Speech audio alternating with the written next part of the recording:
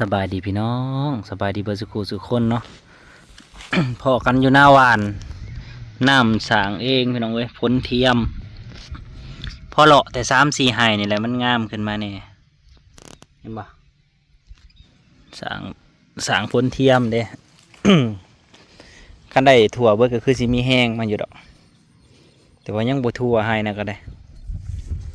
ยังไหลกันอยู่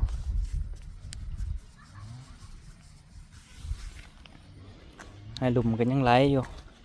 มาจอบแต่หน้าหวานนี่แหละพี่น้อง ปีหน้ากันคันมันผ่านกับสิหวานเบิดนี่แหละสิหยอดสิหวานเอานี่แหละพี่น้องหน้าหวาน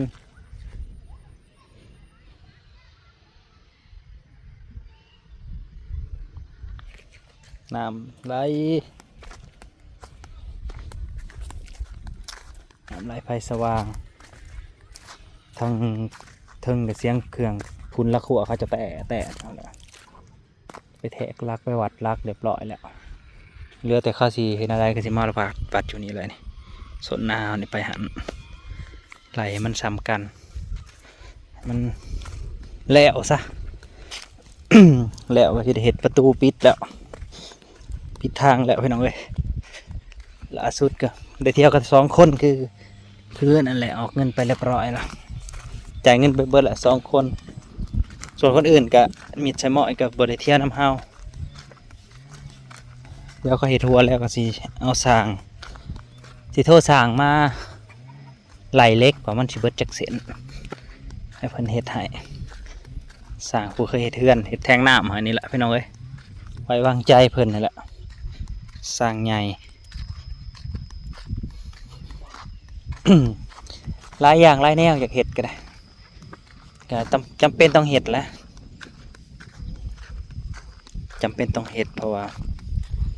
มันต้องได้เห็ดเด้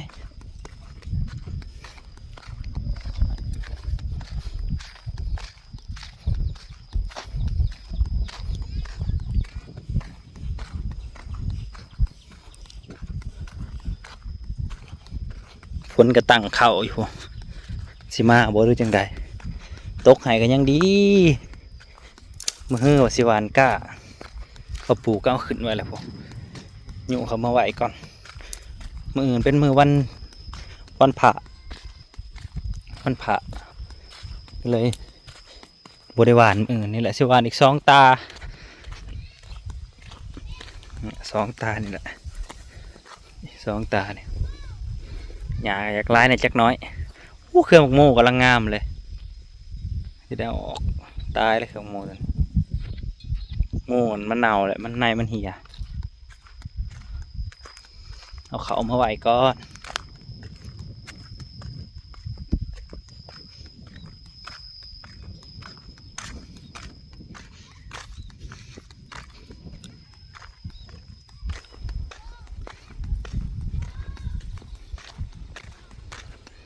เป็ดก็ลอยรวยๆอย่างนั้นเลย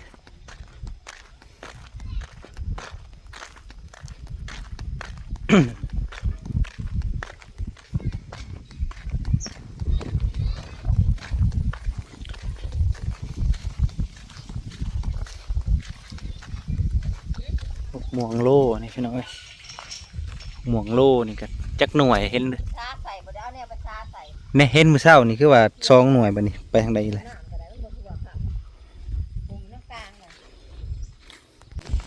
ถามดูไปไส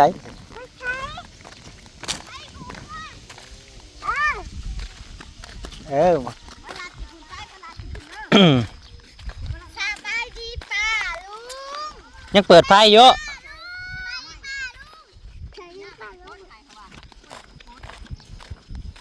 ไปย่างลูกเหยียบรถผมเป็นยังดอกเหยียบรถ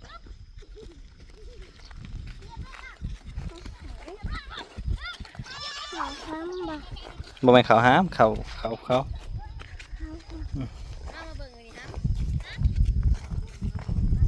ฮะ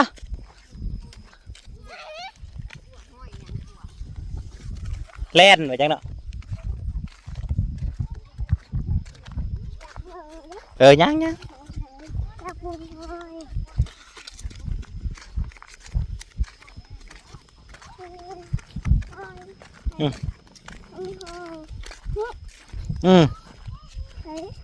ไปยังพวกน้ำยาพวกห้อยยังน้ำยาไปเบิ่งน้ำยาพวกปะ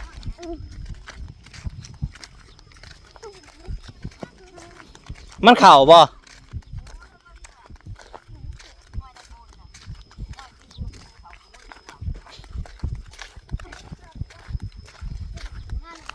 คู่มือนี่แล่นลายนะให้เบิ่งกันห้อยยังแปลกๆเอาแมวให้ห้อยยังแปลกๆ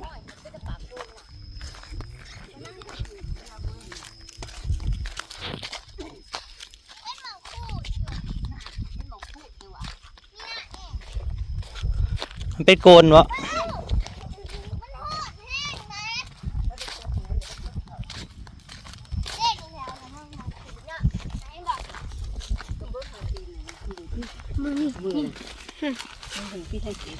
เมียนนั่นแหละห้อยมันยันเขา ตัวบัวใหญ่บันไดหนูไปจักแล้วหนูไปจักเละ หนูยังจะเห็นตัวหุ่นใหญ่เป็นนี้ มันที่โกน ลองบ่อูดลองมาอูดปุดเลยนี่ เจอจะอุดปุ๊บปุ้ง บุได้คือ เอาเพื่อนมาหยันอะไรกับอูดเราเบิ่งจะว่าปุดตัวไปจักหนูไปจักเนาะ ไม่หาเพื่อนมาอุดบอกนี่เลย บ่ไม้ เบิกไปเอาสักคนเอาว่าเขา เอาว่าเขาจะไทยบ่ได้มันแข็งนะไทยบ่ได้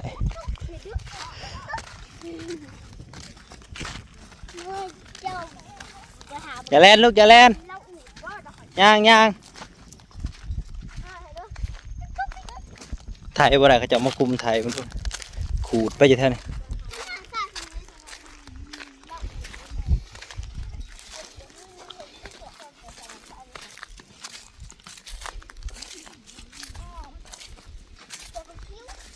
ไปน้ำยาแลนก่อนนะปุ๊ไปละข่าวน้อยๆนะ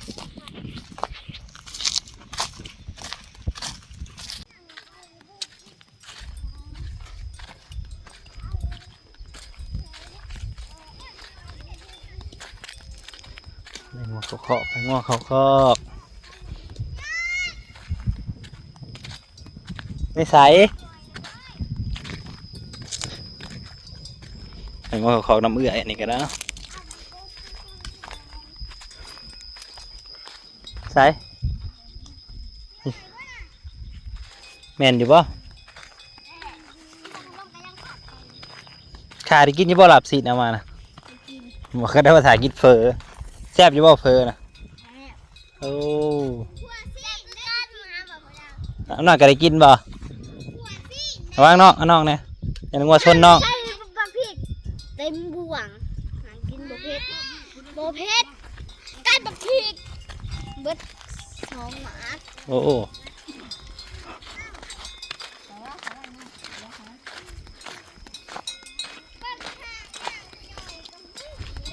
ก็เห็ดถั่วแล้วใส่ข้าวเมื่อแล้วงัวเขาไปหน่อยนี่ก็4 ตัวว่า4 ตัวนะนี่คลองไว้เขาเมื่อปล่อยเขาเคาะเขาพุ่นละเดี๋ยวอยู่10 ตัวบ่10 ตัวก็แล้วเขากะสิปล่อยเอาอีกพี่น้องไว้จักเรือจักหาตัว6 ตัวพอหาตัว4 หาตัวพอได้กินหญ้าแถวเดินนี่แหละ ตัวนี้มันเข่าก่อนเลยนะให้บอกงัวห้าวนี่น่ะ ใช่ใหญ่ละงัวแล้วมึงว่าโตกับบ่อยากเลี้ยงจักเถื่อนะ เสียงพี่น้องพ้อง เออ นี่ค่ะพ่อบุยอย่าตีงัวห้าวมาสิจอยอย่าตีงัวห้าวแห้งเลยถ้าตีงัวมันทับจอยมันถึง ไปหน่อยไปเมื่อก็ไปขาไปเมื่อเกินอาชาจะไปนอนอยู่เที่ยงหน้าเพื่อน เมื่อไปยัน ไปหน่อยไปเมื่อก็ไปขาไปเอ้ยอาชาสิเมื่อนอนเที่ยงรัดได้น่ะ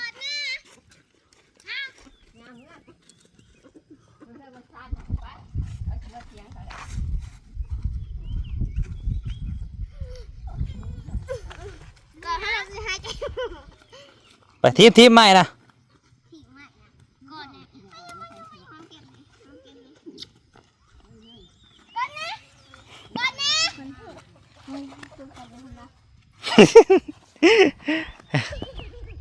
เอ้ยก่อนแน่เอ้ยขาก่อนแน่ไว้เอ้ยขาก่อนแน่ไว้ลงอย่าสั่นน้องตีล่ะเอ้ยขาก่อนแน่ไว้